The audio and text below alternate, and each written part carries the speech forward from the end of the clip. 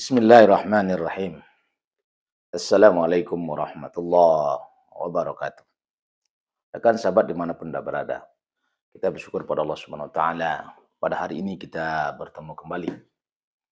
Insya Allah mulai hari ini kita akan mengkaji sebuah kitab, ya,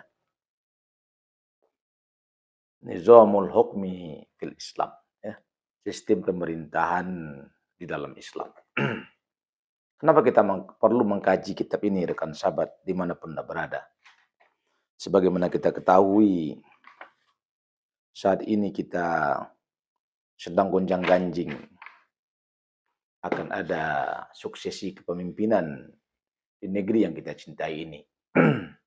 Sehingga perlu bagi kita untuk mengetahui sebuah alternatif, sebuah pemahaman, sebuah pemikiran tentang bagaimana Islam mengatur pemerintahan. Maka hari ini kita akan mencoba mengkaji sedikit ataupun banyak dari kitab ini. Insya Allah kita akan mengkaji kitab ini secara sambung bersambung sampai nanti tahun 2024. Insya Allah, ya. Kita akan coba sebatas kemampuan yang kita punya. Jadi kitab ini adalah tulisan atau karya Syekh Taqiyuddin An-Nabhani rahimahullah. Kemudian kitab ini diperluas, ditambah, diperbaiki, didalami oleh Syekh Abdul Qadir Zallum, murid beliau. Ya. Jadi hari ini kita coba mulai dari pendahuluan kitab ini. Nah, kita baca pendahuluan kitab ini. Tamhidun, ya, pendahuluan, ya, tamhid. Apa kata kitab ini? Ya, disampaikan kepada kita, anzalallahu subhanahu wa ta'ala. Allah subhanahu wa ta'ala telah menurunkan risalatul Islam. Risalah Islam. Jadi mau menurunkan Islam ini Allah subhanahu wa ta'ala. Maka ketika orang mengatakan, mahwal Islam. Al-Islam huwa adinul lazi anzalahullah. Islam adalah agama yang diturunkan oleh Allah subhanahu wa ta'ala. Maka di awal kitab ini Syekh Taqi pun mengatakan kepada kita, anzalallahu subhanah. Allah subhanahu wa ta'ala, ya, telah menurunkan risalah al-Islam, ya, risalah Islam. Wa ja'alaha, dan menjadikan risalah Islam itu taqumu, berdiri ala akidatit tauhid. Berdiri atas akidah tauhid. Jadi Islam itu akidahnya tauhid. Apa itu? La ilaha illallah Muhammadar Rasulullah. Tiada Tuhan selain Allah dan Muhammad adalah utusan Allah Subhanahu wa taala. Jadi Islam ini dasarnya akidatul Islam, akidatul tauhid, akidah yang satu, yaitu la ilaha illallah Muhammadar Rasulullah. Nah, kemudian di sini dijelaskan kepada kita, wahya, dan risalah Islam itu risalatun amatun syamilatun lil basyariyati jam'a. Ya. Jadi risalah Islam itu adalah, aturan Islam itu adalah sebuah risalah yang bersifat umum, ya, menyeluruh bagi manusia secara keseluruhan. Nah, jadi Islam ini diturunkan oleh Allah Subhanahu wa taala untuk seluruh manusia. Bukan hanya untuk mengatur kaum muslimin, tapi mengatur lil basyariyah, mengatur seluruh umat manusia. Maka di dalam praktek-prakteknya, hukum-hukum yang bersifat kemanusiaan, yang bersifat umum, maka Islam mengaturnya. Tapi hukum-hukum yang bersifat khusus, berkaitan dengan agama tertentu, itu diurus oleh agamanya masing-masing. Maka secara umum, Islam itu adalah risalatun amatun, ya, risalah yang bersifat umum, syamilatun, yang menyeluruh, lil basyariyah, bagi seluruh manusia, ya. Tanzimu su'unil hayati kulliha. Jadi risalah Islam itu mengatur urusan kehidupan secara keseluruhan. Jadi tak ada satupun urusan kehidupan ini yang tak diatur oleh Islam. Wa alaqatuha bima qablaha wa ma ba'daha. Islam juga mengatur hubungan antara kehidupan dunia dengan apa yang terdapat sebelum kehidupan dunia. Apa yang ada sebelum kehidupan dunia ini? Ya, bagaimana kejadian alam semesta, ya, bagaimana proses penciptaan alam semesta. Kemudian bagaimana Allah menciptakan alam ini, itu kajian, ya. Kemudian wa ma ba'dah, dan mengatur apa yang terjadi setelah kehidupan dunia. Bagaimana kehidupan kita setelah kematian kita nanti?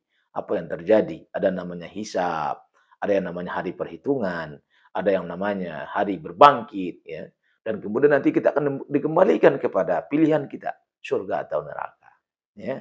Karena arahan surga dan neraka itu sangat tergantung kepada apa yang kita lakukan di dunia ini. Kemudian risalah Islam itu juga wa tu'aliju masyakilil insan.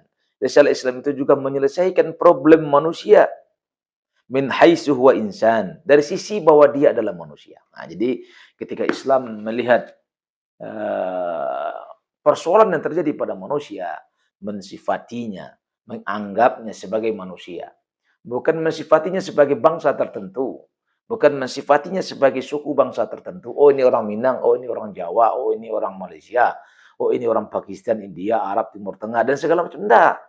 Tapi mensifatinya ketika ada persoalan disikapi sebagai persoalan manusia. Nah, karena namanya manusia, baik dari timur sampai ke barat itu sama saja, ya, tak ada bedanya manusia. Nah, yang berbeda cuma warna kulitnya, bahasanya, gayanya, itu yang berbeda. Secara umum mereka sama, ya. Wa tanzimu alaqatu ma'a khaliqihi. Islam juga mengatur hubungan antara manusia dengan Tuhannya. Wa ma'a nafsi, dan mengatur hubungan antara manusia dengan dirinya sendiri. Wa ma'a ghairihi, dan mengatur hubungan manusia dengan selain dirinya, min baniyil bashar, dari kalangan manusia. Makanya jadi agama itu dalam Islam itu bukan hanya mengatur hubungan manusia dengan Tuhannya, bukan hanya persoalan akidah, bukan hanya persoalan ibadah, tapi mengatur seluruh hal, mengatur hal-hal yang juga berkaitan dengan hubungan manusia dengan dirinya. Apa itu? Makanan, mat'uman, wa masyrubat, wa malbusat, pakaian, ya, wal akhlak, dan akhlak. Diatur oleh Allah Subhanahu wa taala. Wa ma ghairihi, dan mengatur hubungan manusia dengan selain dirinya, min banil bashar, dari kalangan manusia. Ya, fi kulli zaman wa makan, pada setiap waktu dan tempat, pada setiap masa dan tempat. Jadi, oh Islam ini untuk orang dahulu, enggak. Oh Islam itu untuk bangsa Arab, enggak. Islam itu fi kulli zaman wa fi kulli makan. Untuk seluruh masa dan untuk seluruh tempat. Jadi manapun kita berada, kapanpun kita berada, Islam mengatur kehidupan kita ini. Nah, kemudian perlu juga kita pahami bahwa fa'ala alaqatullahil khaliqi bil kauni wal insani wal hayati bin nahiyatil khalqi wa tadbir. Jadi menjadi solusi hubungan antara Allah Subhanahu wa taala, sang pencipta alam semesta, manusia dan kehidupan, dari sisi penciptaan dan pengaturan. Jadi hubungan antara kehidupan dunia dengan sebelum kehidupan dunia itu adalah hubungannya penciptaan. Kemudian dan buat tadbir dan pengaturan. Dia ketika Allah Subhanahu wa taala menciptakan manusia, menciptakan alam semesta dan segala isinya, maka Allah menciptakan tadbir, pengaturan, aturan, ya. Wal ihya wal imatah, menghidupkan dan mematikan. Wal huda wad dolal, memberikan petunjuk dan kesesatan. Wa rizki wan nasr, memberikan rezeki dan pertolongan. Wa ghairi dan lain sebagainya. Mimma ittasafallahu ta'ala, dari sisi sifat Allah Ta'ala, min sifatil qudrah, dari sifat qudrah, ya, sifat kekuatan. Wal ihkam, sifat memerintahkan hukum, sifat membuat hukum.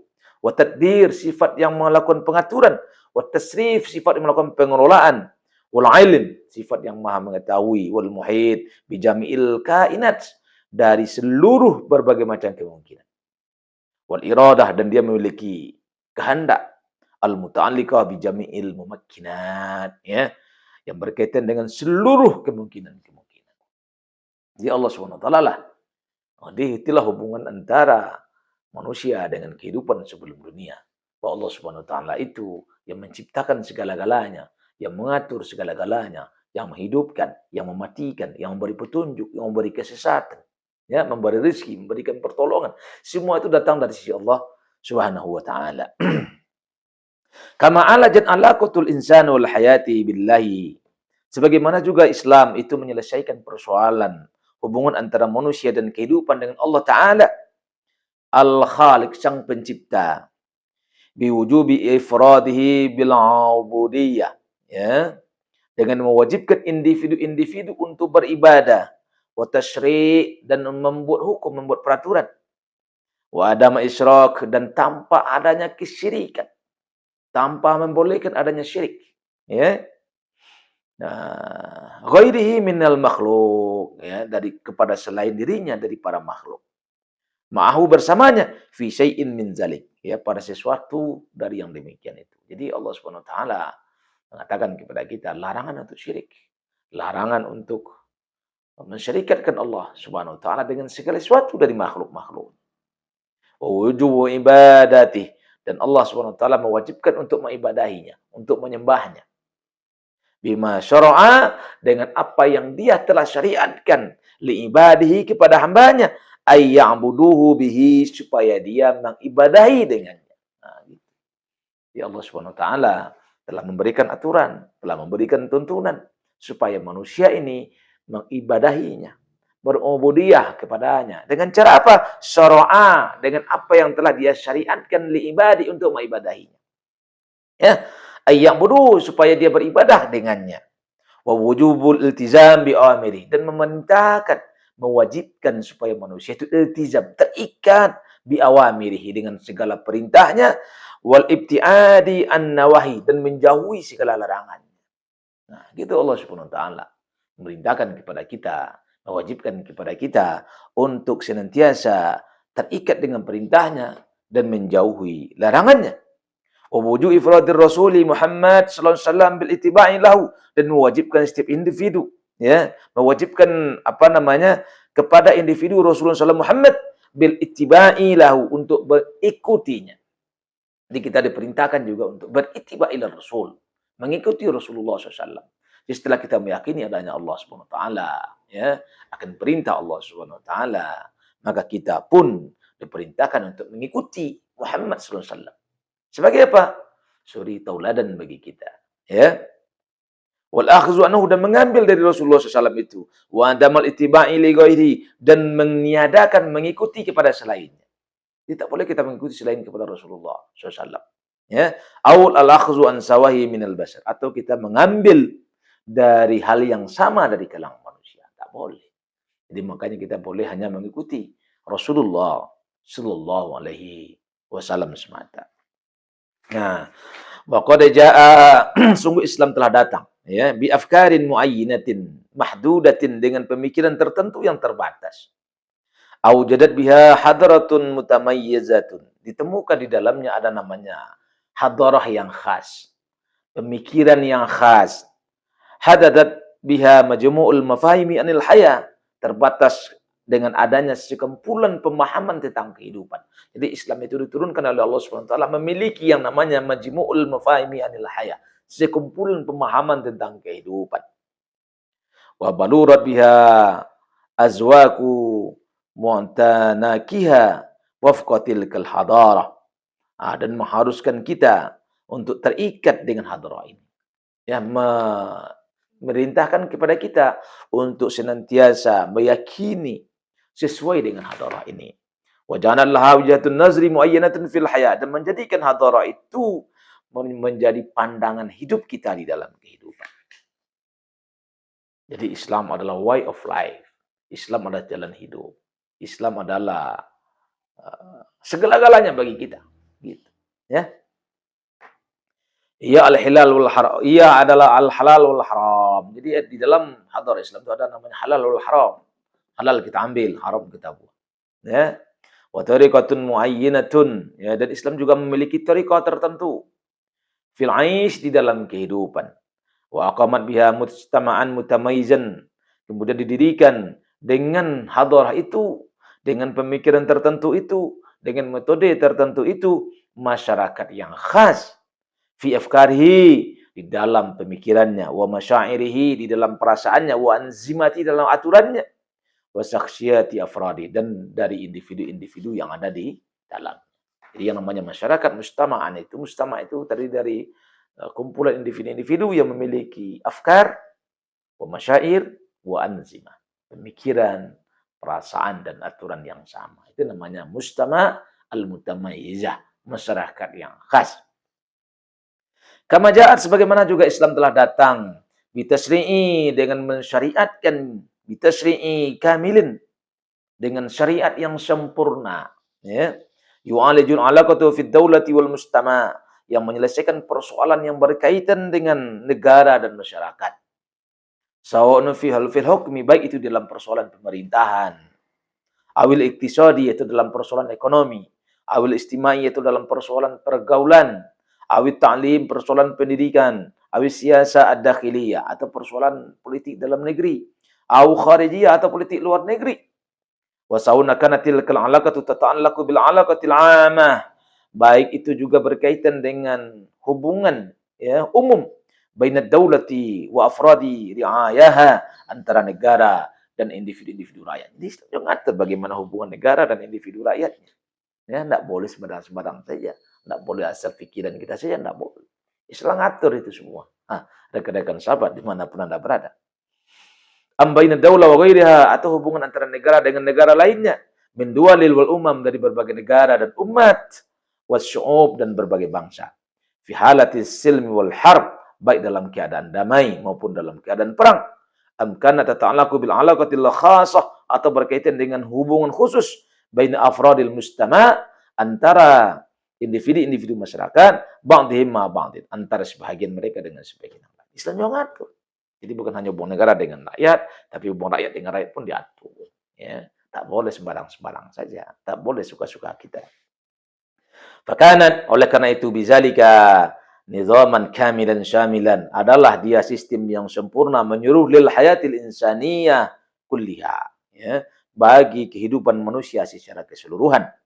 Aujaban 'alal muslimina, telah mewajibkan bagi seluruh kaum muslimin tatbiqahu, untuk menerapkannya, wa tanfizahu, melaksanakannya, kamilan secara sempurna, fi daulatin haddadatin laha syakalan muayyinatan, pada negara yang sudah ditentukan baginya bentuknya tertentu, yatamassalu binizamil khilafah, yang dinamakan dengan sistem khilafah. Jadi oleh karena itu rekan-rekan sahabat dimanapun Anda berada, bahwa Allah Subhanahu wa taala menurunkan risalahnya, menurunkan aturannya. Maka di dalam pengaturan seluruhnya itu tak bisa dilaksanakan oleh individu, tapi dilaksanakan oleh yang namanya daulah, oleh yang namanya negara, dengan bentuk yang sudah ditentukan. Apa bentuknya? Yatamassalu binizamil khilafah. Dia dinamakan dengan sistem khilafah. Ketika ada yang mau ditanyakan, silahkan berkomentar di link komentar yang ada. Inilah bagian pendahuluan dari kitab sistem pemerintahan di dalam Islam. Insya Allah nanti kita akan kaji selanjutnya. Terima kasih. Assalamualaikum warahmatullahi wabarakatuh.